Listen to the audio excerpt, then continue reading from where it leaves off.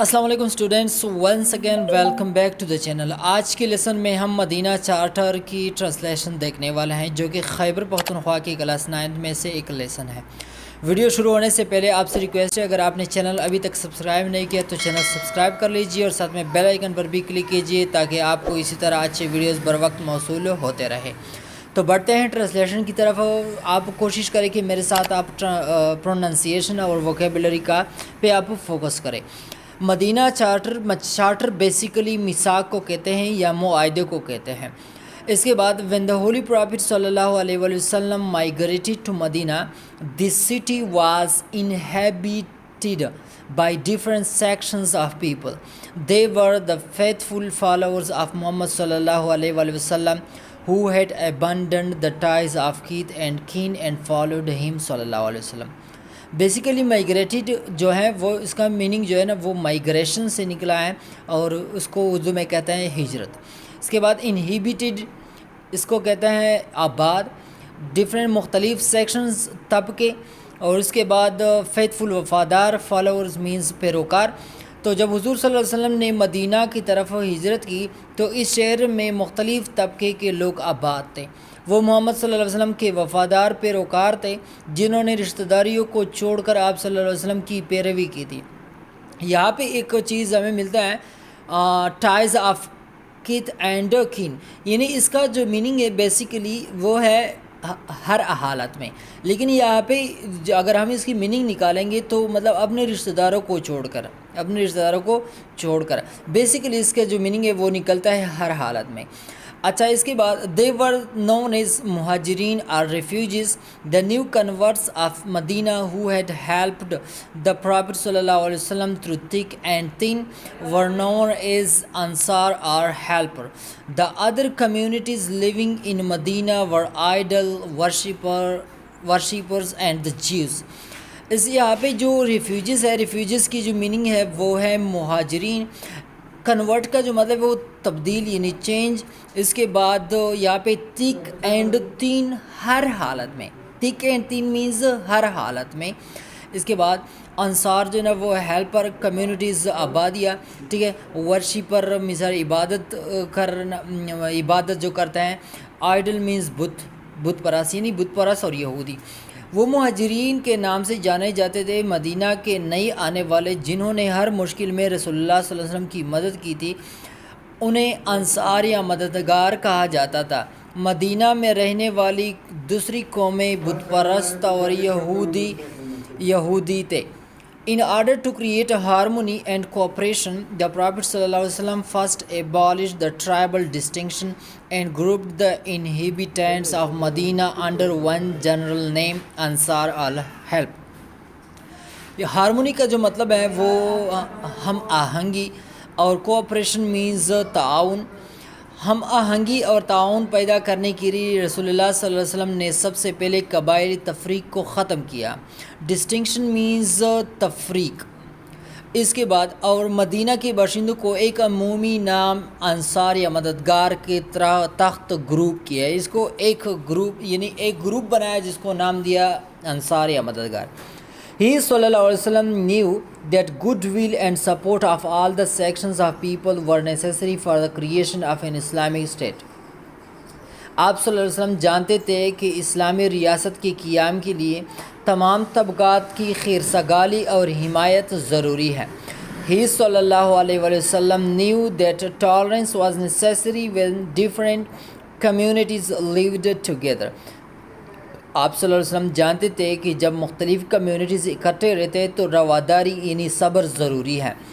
With these objectives in mind, the Prophet صلی اللہ علیہ وسلم drafted a charter which is generally known as the Madina Charter. اسی مقاصد کو ذہن میں رکھتے ہوئے نبی کریم صلی اللہ علیہ وسلم نے ایک معاہدہ تیار کیا، ایک چارٹر تیار کیا جسے عام طور پر مدینہ چارٹر کے نام سے جانا جاتا ہے۔ اب یہ چارٹر کیا تھا، چارٹر میں کون کون سے پوائنٹس تھے اسے ہم دیکھتے ہیں۔ The main points of the charter are، معاہدے کے اہم نکات ہیں۔ All the communities signing the charter would form the common nationality. If any signatory of the charter was attacked by an enemy, other would defend him collectively. نبی پاک صلی اللہ علیہ وسلم نے کہا کہ سب لوگ اس معاہدے پہ دستخط کریں گے اور ایک قوم بن جائے گی، اور اگر کسی بھی سگنیچر کرنے والے بندے، یعنی ایسا بندہ جس نے سگنیچر کیا ہے، اس پہ کوئی دشمن نے اٹیک کیا تو ہم سارے اکٹھے ہو کے اجتماعی طور پر اس کی دفاع کریں گے۔ چارٹر پر دستخط کرنے والے تمام کمیونٹیز مشترکہ قومیت بنے گی۔ اگر چارٹر پر دستخط کرنے والے پر کسی دشمن نے حملہ کیا تو دوسری اس کا اجتماعی دفاع کریں گے۔ The Muslims, the Jews and other communities of this republic should be free to profess their own respective religion and perform religious ceremonies۔ اس جمہوریہ کے مسلمانوں، یہودیوں اور دیگر برادریوں کو اپنی مذہب کا دعویٰ کرنے اور مذہب رسومات ادا کرنے کے لیے آزاد ہونا چاہیے۔ Individual and personal offenses of trivial nature of any non-Muslim would be treated as such, and no general liability would fall on the community to which the offender belonged۔ یعنی یہاں پہ اس کا مطلب یہ ہے کہ مثال کے طور پر کسی غیر مسلم سے چھوٹی سی غلطی ہو جاتی ہے تو اس کی چھوٹی سی غلطی صرف ایک بندے کو اس کی جو ہے نا پنشمنٹ ہو، سزا وغیرہ ہوگی، وہ ملے گی۔ یعنی ایسا نہیں ہوگا کہ یہودی سے کوئی غلطی ہوا تو یہودی قوم کو اس کے لیے ذمہ دار ٹھہرایا نہیں جائے گا۔ یعنی کسی بھی غیر مسلم کی معمولی نوعیت، معمولی غلطی کے انفرادی اور ذاتی جرائم کو ایسا ہی سمجھا جائے گا، اور مجرم کا تعلق جس کمیونٹی سے ہے اس پر کوئی ذمہ داری نہیں ہوگی۔ The oppressed should be protected. Henceforth, bloodshed, murder and violence should be haram in Medina. All disputes should be referred for the decision to the Muhammad sallallahu alaihi wasallam, the Prophet of Allah۔ Oppressed means مظلوم، protected means حفاظت کرنا، bloodshed means خونریزی، murder اور قتل و غارت، حرام means حرام، اور dispute means تنازع، referred مطلب کی طرف کرنا، decision فیصلہ۔ مظلوموں کو تحفظ دیا جائے گا، لہٰذا اب مدینہ میں خونریزی، قتل و غارت حرام ہوگی۔ تمام تنازعات کو فیصلہ کے لیے اللہ کے نبی صلی اللہ علیہ وسلم کے پاس بھیج دیے جائیں گے۔ The importance of the charter lies in the fact that it announces the great principle of civic equality, freedom of worship and religious and racial tolerance۔ Charter کی اہمیت اس حقیقت میں پہنا ہے کہ یہ شہری مساوات، عبادت کی آزادی اور مذہبی اور نسلی رواداری کے عظیم اصولوں کا اعلان کرتا ہے۔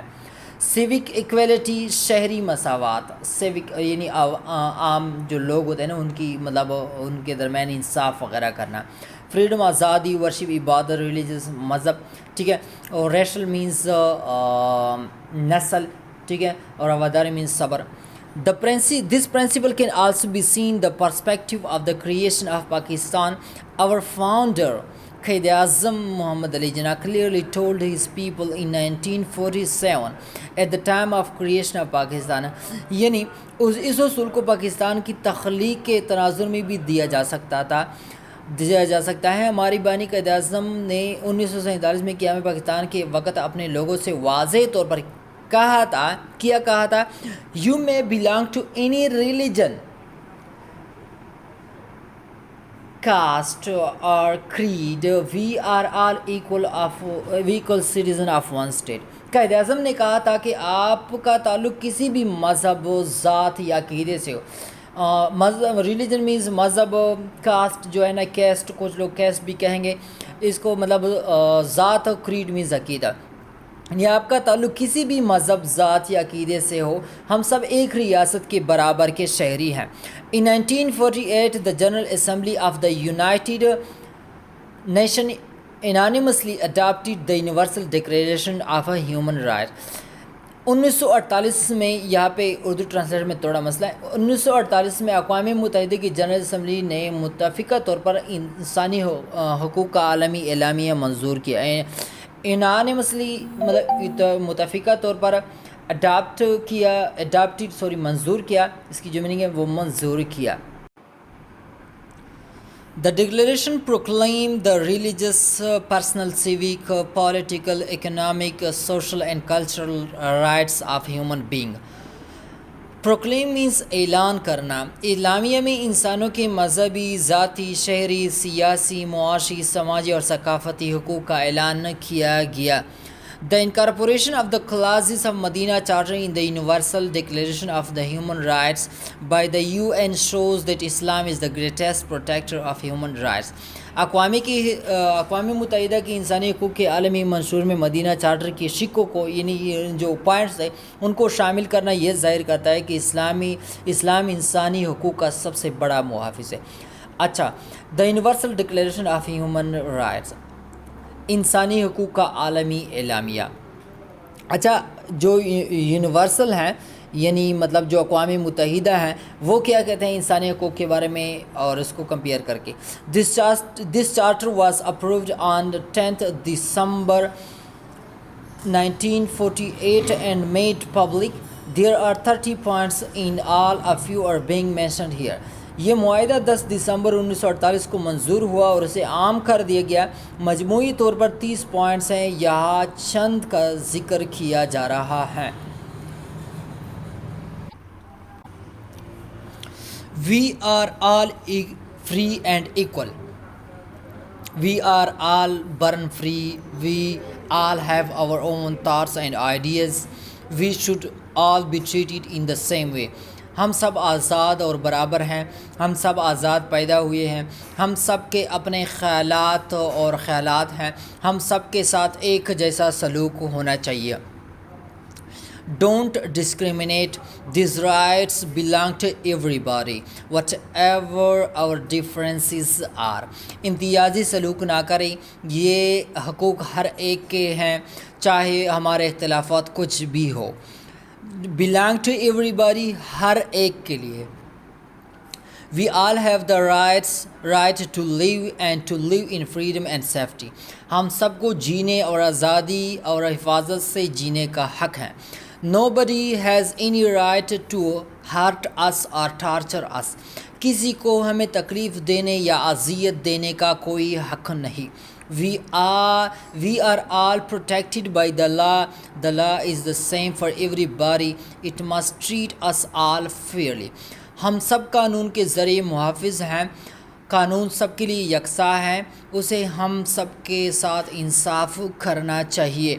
We all have the right to take part in the government of our country. ہم سب کو اپنے ملک کے حکومت میں حصہ لینے کا حق ہے. We all have the right to lead a good life. Mother and children, people who are old, unemployment or disabled, and all other people have the right to be cared for. سب کو اچھی زندگی گزارنے کا حق ہے. مائیں اور بچے، وہ لوگ جو بوڑھے ہیں، بے روزگار ہیں یا معذور ہیں اور دیگر تمام لوگوں کو دیکھ بھال کرنے کا حق ہے. Education is a right. Primary education should be free. تعلیم ایک حق ہے، پرائمری تعلیم مفت ہونی چاہیے.